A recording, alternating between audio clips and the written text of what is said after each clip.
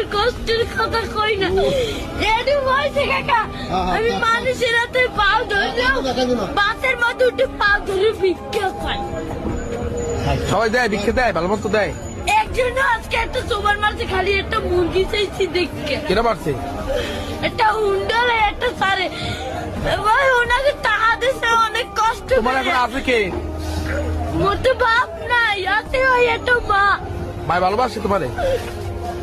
মাই বিষ্ণু বলে রয়েছে কাকা, মা যদি ভালো না বাসতে ওই টিভি আমি হালাইয়ে তুই যা আর একটা বিয়ে করতে। হেলে মায়ের গর্ব ছিলাম, হেলে একটার বড় করতে না। না, মায় ভালোবাসে, ঠিক আছে। তুমি মায়ের ভালোবাসো না? আমার মায় আমাদের একটা মুরগি খাইতে চাইছে, একটা সারের চাল এই চাই লইছি মুরগি চাল। সত্যি কথা বলতে কি, আমরা যদি এদেরকে না দেখি তাহলে বুঝতেই পারি না মানুষ কতটা কষ্টে জীবনযাপন করে, বাস্তবতা কতটা কঠিন।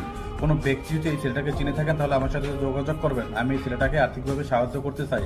আর যদি না চিনেন তাহলে ভিডিওটি শেয়ার করে অন্যকে দেখার সুযোগ করে দেবেন। ধন্যবাদ।